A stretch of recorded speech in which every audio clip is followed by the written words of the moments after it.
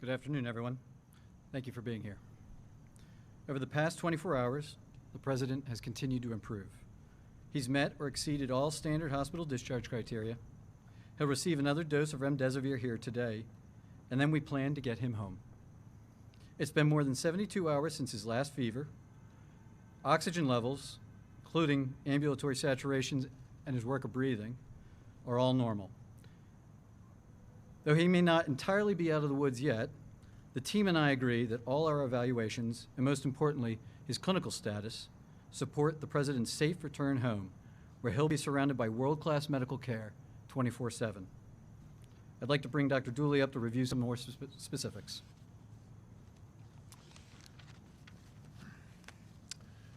Good afternoon. Just a brief update this morning. As Dr. Conley mentioned, the President continues to do very well. His vital signs this morning were notable for a temperature of 98.1. His blood pressure was 134/78. A respiratory rate of 17 respirations per minute. His heart rate was 68 beats per minute. And his last oxyhemoglobin saturation was 97% on room air. He currently does not endorse any respiratory complaints. And aside from our evaluation with the multidisciplinary team this morning, has maintained a full schedule, ambulating and working on the White House medical unit. I'll now turn it over to Dr. Garibaldi to again discuss therapeutics. Thanks. Hi, good afternoon. And again, I just wanted to echo the sentiment of what an honor it is to be part of this wonderful team here at Walter Reed. Yesterday evening, the President received his third dose of remdesivir. He tolerated that infusion without difficulty, and his kidney and liver function continued to be normal. Our plan is to give the fourth dose of remdesivir this evening before he goes back to the White House, and we've made arrangements to deliver the fifth and final dose of his treatment course at the White House tomorrow evening. He continues on dexamethasone, and again, the plan for today is to continue to be up and out of bed, eat and drink, and work as he is able. And I'd like to turn it over to Dr. Jason Blaylock, who's an infectious disease specialist and the Chief of Medicine here at Walter Reed, to give some updates on infection control. Thank you.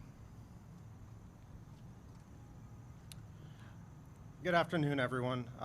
First of all, I just want to say what an honor it's been to be part of this medical team behind me and to care for the President. Since the President's arrival at Walter Reed, he's received medical management that remains in line with national clinical societal guidelines for treatment of COVID-19 infection.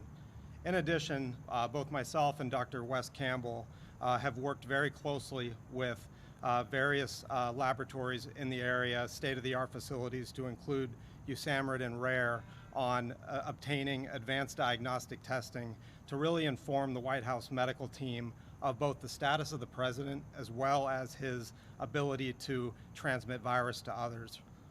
Also, we have worked very closely with the Walter Reed team to ensure that we are looking very closely at infection control prevention strategies and the right posture so that the President can safely return to his residence.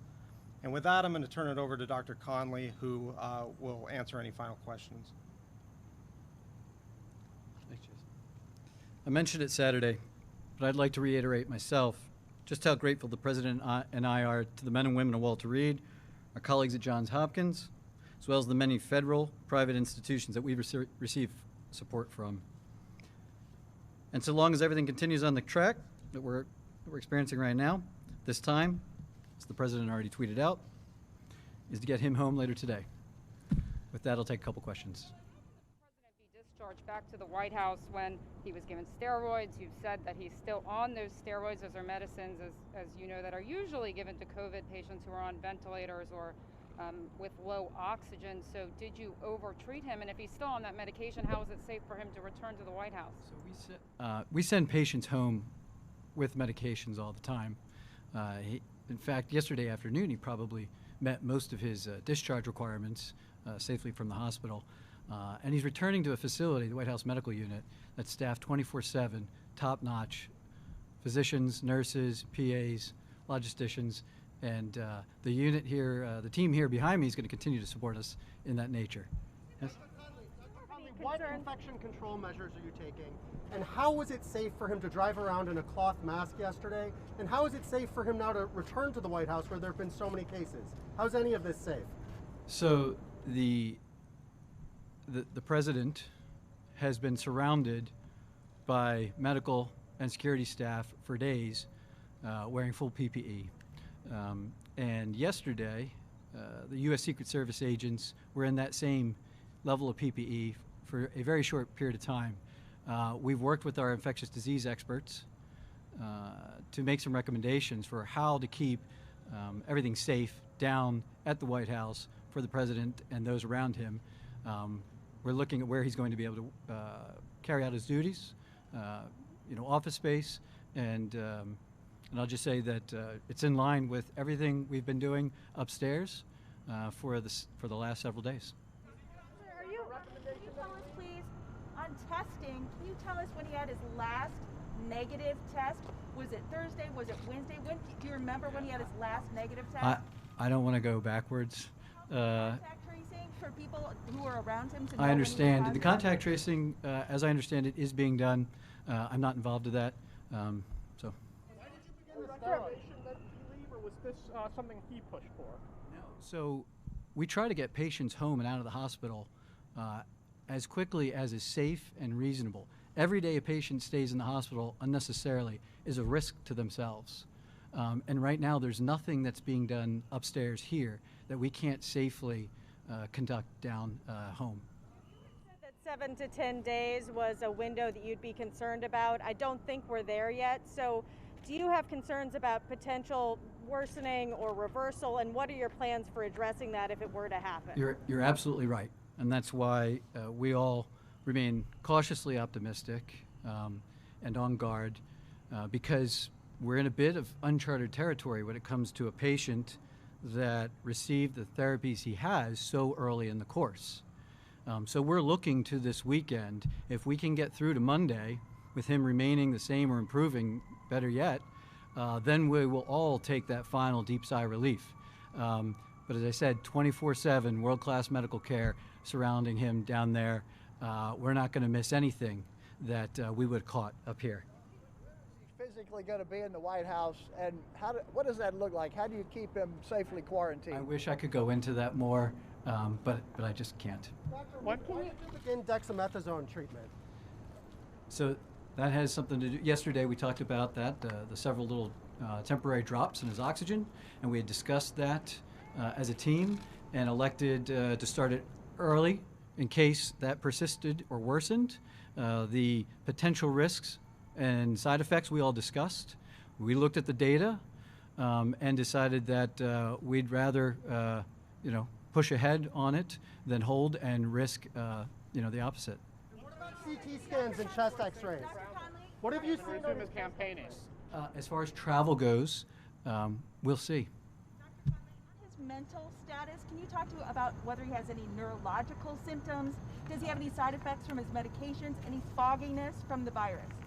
No, I think you've seen the videos and now the tweets, and you'll see him shortly. He's back. Yeah. Pneumonia or any inflammation in his lungs at all? So we've done routine standard imaging.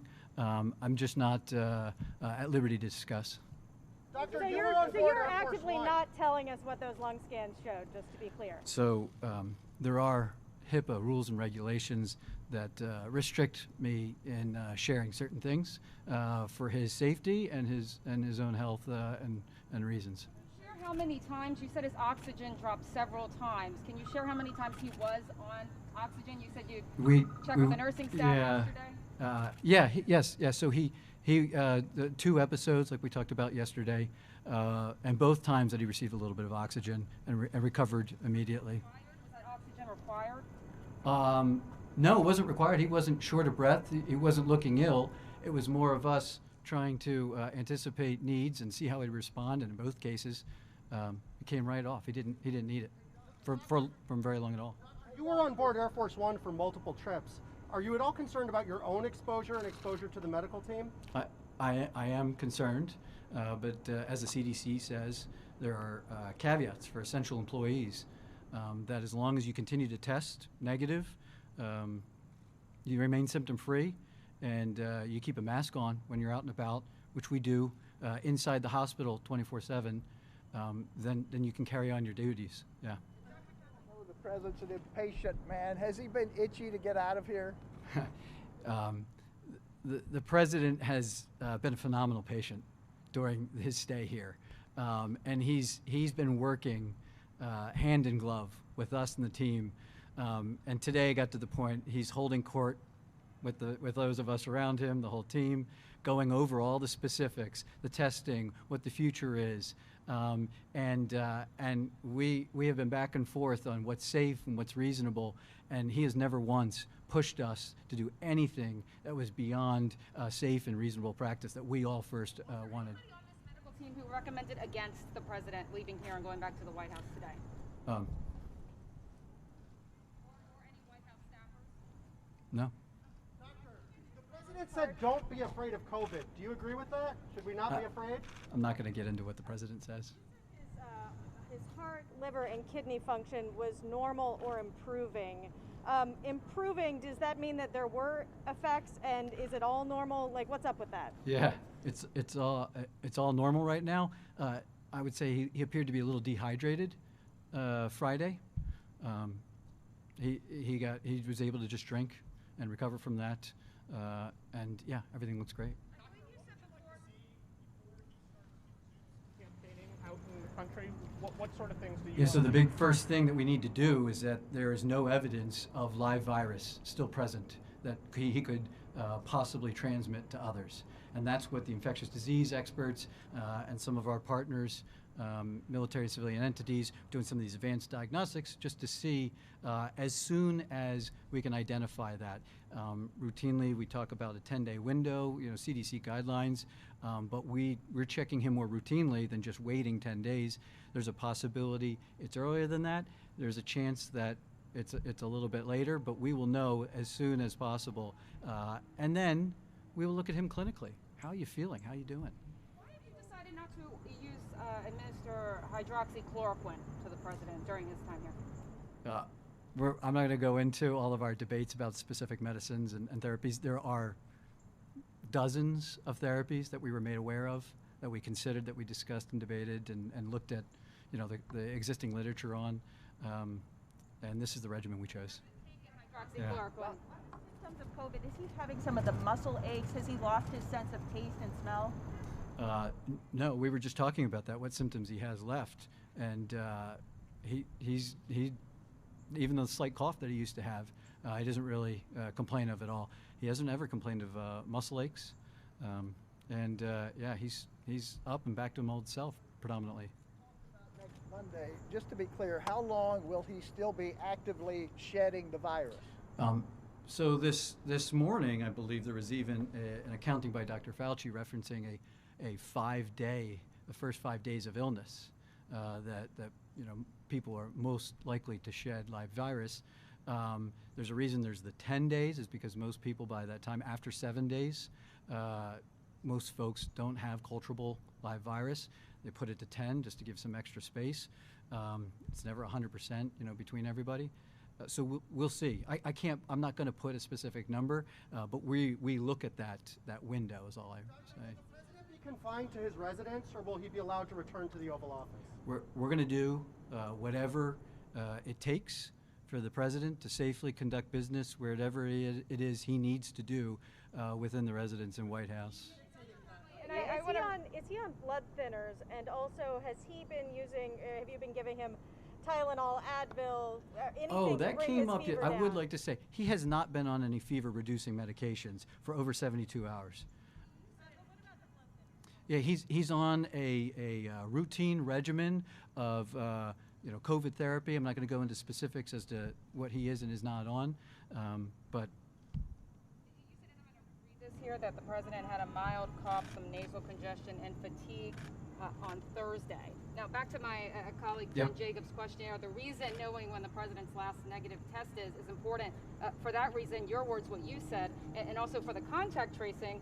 But would you recommend it that, given those symptoms, that the president go to that Bedminster fundraiser?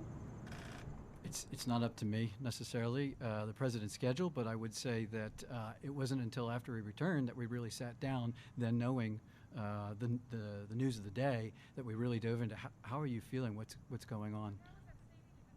those were the symptoms he was experiencing on Thursday. I'm not going to get into, operations. When was his last negative test, and what was his viral load? I know everyone wants that. Yeah, I don't have his viral load.